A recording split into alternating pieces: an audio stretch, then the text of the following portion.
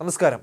തമിഴ്നാട്ടിലെ യുവതലമുറ നേപ്പാളിൽ നടന്ന ജൻസി വിപ്ലവത്തിന് സമാനമായി ഭരണകൂടത്തിനെതിരായി പ്രതിഷേധിക്കണമെന്ന് ആഹ്വാനം ചെയ്തിരിക്കുകയാണ് നടൻ വിജയ് നേതൃത്വം നൽകുന്ന തമിഴക വെട്രിക്കഴകം കക്ഷിയുടെ മുതിർന്ന നേതാവ് ആദവ് അർജുന.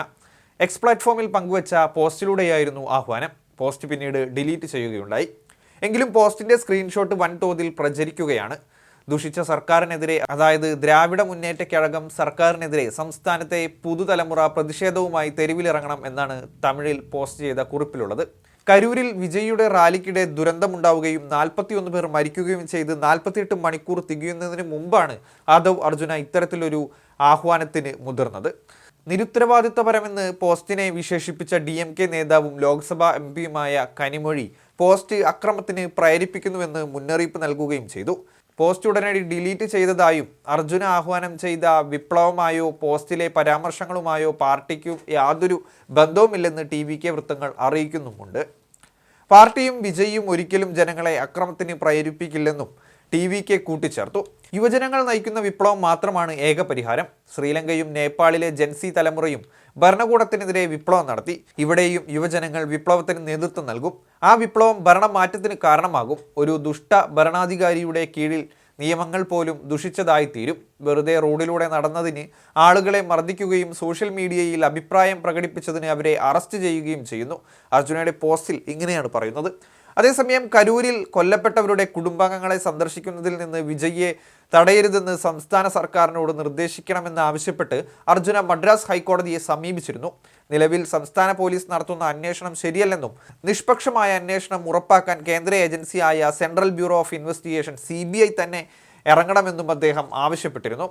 അതേസമയം കരൂർ ദുരന്തത്തിനു ശേഷം വീഡിയോ സന്ദേശത്തിലൂടെ ആദ്യ പ്രതികരണവുമായി TVK അധ്യക്ഷൻ വിജയ് കഴിഞ്ഞ കുറച്ച് മണിക്കൂർ മുമ്പ് രംഗത്ത് വന്നിരുന്നു.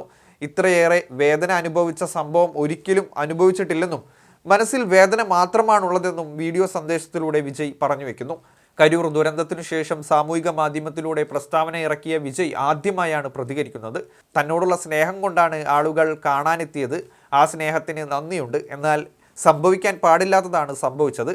ജനങ്ങളുടെ സുരക്ഷയ്ക്കാണ് പ്രാധാന്യം. അതിനാൽ തന്നെ രാഷ്ട്രീയം മാറ്റിവെച്ച് സുരക്ഷ കണക്കിലെടുത്ത് പരിപാടി നടത്താൻ അനുയോജ്യമായ സ്ഥലത്ത് അനുമതി തേടി പോലീസിനെ സമീപിച്ചിരുന്നു.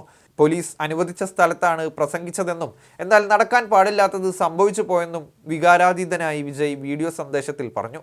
സത്യം പുറത്തുവരുമെന്ന് പറഞ്ഞ വിജയ് സംഭവത്തിൽ ഗൂഢാലോചനയുണ്ടെന്നും സൂചന നൽകി. കരൂരിൽ തുടരാതിരുന്നതിലും വിജയ് വിശദീകരണം നൽകി. ഉടൻ തന്നെ എല്ലാവരെയും കാണുമെന്നും രാഷ്ട്രീയം ശക്തമായി തുടരുമെന്നും വിജയ് വ്യക്തമാക്കി. കരൂർ ദുരന്തത്തിൽ വിജയിയോട് ശക്തമായ ചോദ്യങ്ങൾ കൂടി ചോദിച്ചിരിക്കുകയാണ് കരൂർ കോടതി. 10,000 ആളുകളെ വരൂ എന്ന് TVK എങ്ങനെ കണക്ക് കൂട്ടിയെന്ന് കരൂർ മജിസ്ട്രേറ്റ് കോടതി ചോദിച്ചിരിക്കുകയാണ്. തമിഴ്നാട്ടിലെ കരൂരിൽ തിക്കും തിരക്കുമുണ്ടായി വൻ ദുരന്തമായി മാറിയ TVKയുടെ റാലിക്ക് നടനും പാർട്ടി നേതാവുമായ വിജയ് വൈകി എത്തിയത് മനഃപൂർവ്വമെന്ന് FIR ഇട്ടിരുന്നു.